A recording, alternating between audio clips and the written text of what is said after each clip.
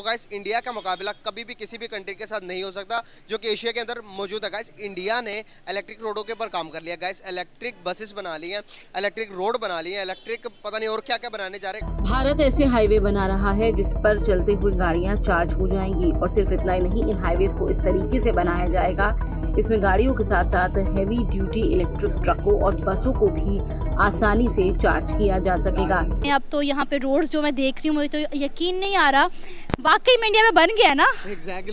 अगर तो ये कह रहे हैं तो वाकई में ये बहुत अच्छी, मैं कह रही हूँ बहुत ऊपर हाई लेवल की अचीवमेंट है इंडिया की, और मेरा ख्याल है कि हमें भी इस तरफ अब थोड़ा आ जाना चाहिए। लिटरली हम तो फिर बहुत पीछे हैं कि अभी आप कह रही हैं कि इलेक्ट्रिक हाईवे वहाँ बन गया, वहाँ पे मतलब गाड़ियाँ चलेंगी, ये बात समझ आ नहीं रही, लेकिन लेट्स सी। लेकिन ये पाकिस्तान है, मुझे अगले 50 साल तक नज़र नहीं आ रहा। अच्छा, फ्यूचर ट्रांसपोर्ट, ओके। ये नीचे की तरफ देखें, इसकी ये कनेक्ट हुआ इसके साथ।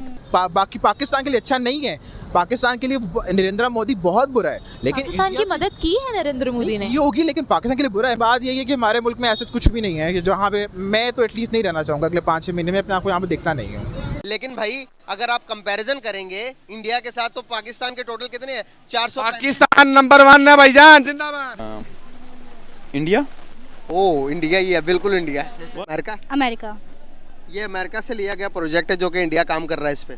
ये एक अच्छी चीज़ है, डेवलपमेंट जो इलेक्ट्रिकल व्हीकल्स की है, एनर्जी को एक अच्छा यूज़ किया गया कि बहुत ज़बरदस्त। अगर तो ये वाकई इंडिया में बन चुका है तो मेरा ख्याल है इसे पाकिस्तान में भी आना चाहिए। मुझे बड़ा मज़ा आया ये देखकर, मतलब बिल्कुल एक ऐसी लग रहा था जैसे मैं कोई कार्टून मूवी देख रही हूँ, कोई चीज़ इमेजिन कर रही हूँ। आपको लगता है कि पाकिस्तान इंडिया को बीट कर जाएगा? बीट कर सकता है, अगर बीट करने पे आया तो कर सकता है।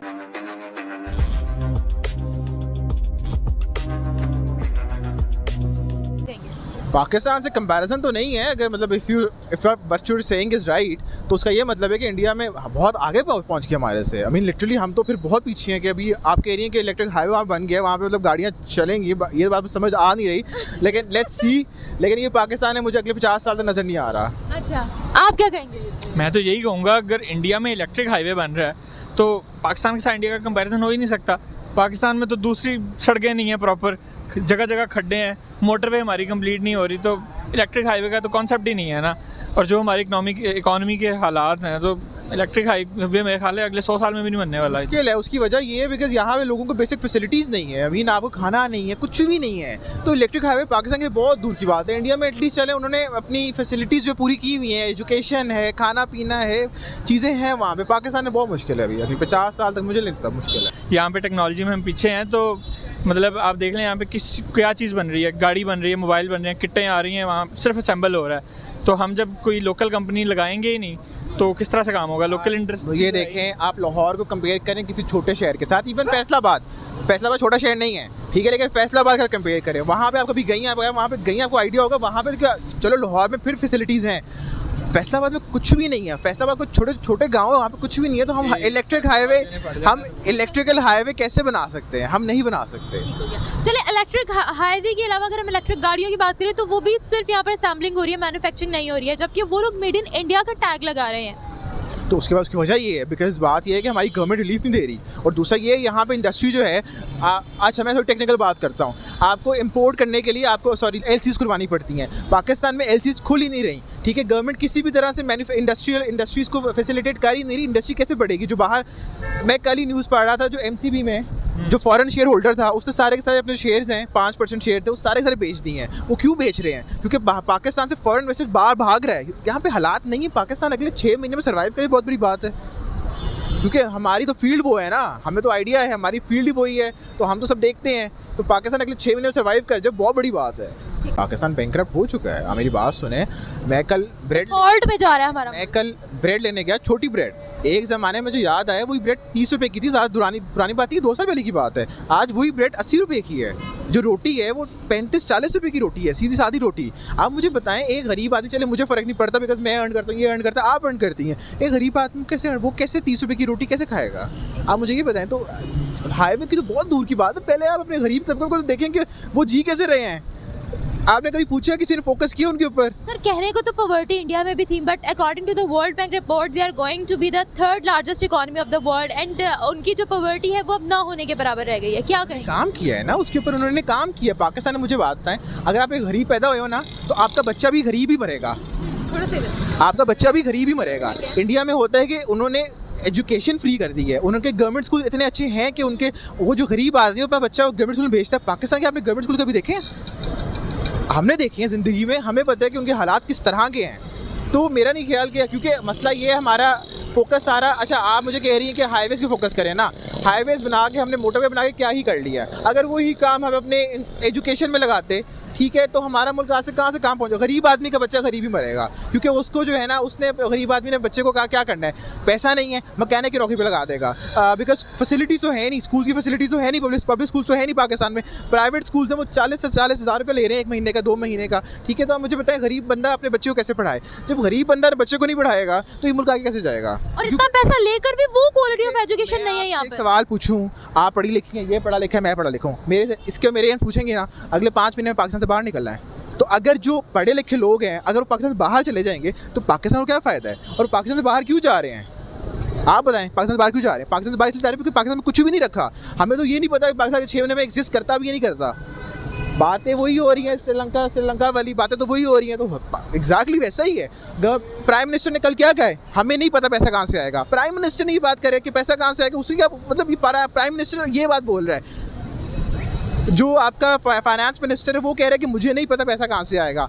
बातें फिर वो निकल जाएंगी कि गलती किसकी है। गलती सबकी है, हमारी भी गलती है, उनकी भी गलती है। हम जो है बाहर चले जाते हैं, लेकिन आप मुझे बताएं मैं क्या करूं? मैं इतना पढ़ लिख के मैं क्या करूं? इधर 1 लाख रुपए की नौकरी, 50,000 की नौकरी करता रहूं। जब मुझे Would you think कि इंडिया की लीडरशिप ने कभी ऐसे बोला कि हम पैसे कहाँ लाएं तुम लोगों को फैसिलिटेट करने के लिए?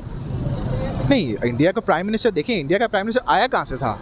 इंडिया का जो करंट प्राइम मिनिस्टर वो आया कहाँ से था? उसका कुछ भी नहीं था, वो रेडी लगाता था, चाय की रेडी थी उसकी, ठीक है। हमारे जो प्राइम मिनिस्टर है, आज देखें इंडिया को कहाँ पहुँचा दिया, कहाँ लेके जा रहे हैं। बेशक वो बाकी पाकिस्तान के लिए अच्छा नहीं है, पाकिस्तान के लिए नरेंद्र मोदी बहुत बुरा है, लेकिन पाकिस्तान की मदद की है नरेंद्र मोदी ने, ये होगी, लेकिन पाकिस्तान के लिए बुरा है। मैं ये बात नहीं कर रहा, ठीक है। ये हमारे पाकिस्तानी सोने में बेस्ट हैं अल्हम्दुलिल्लाह। सो देना है सारा दिन, रात को फिर अगर किसी ने बात की तो कह देना मैं क्या करूं, क्या कोई मुझे क्या मैं करूं, क्या करूं, कोई काम क्या मैं करूं? जी आप वही करें जो कर रहे हैं। मेरे ख्याल से यार मैं नहीं कह इसका पार आके ये कहाँ की थी आपने, इंडिया की है। तो देखें बहुत ही जो एक यूनिक सा आइडिया है। देखें ना, एक रोड से इतनी चीज़ें जो है वो गेन कर रहे हैं, बहुत अच्छा आइडिया है। बहुत शुक्रिया कि हमारे पाकिस्तान में भी ऐसी कोई टेक्नोलॉजी डेवलप हो पाए। मुश्किल है, बहुत मुश्किल है, हो जाएगी, अल्लाह करे हो जाए यार। Thank you so much natural. बात ये है, सबसे पहले हमें ये देखना चाहिए कि हमने वोट किसको देना है।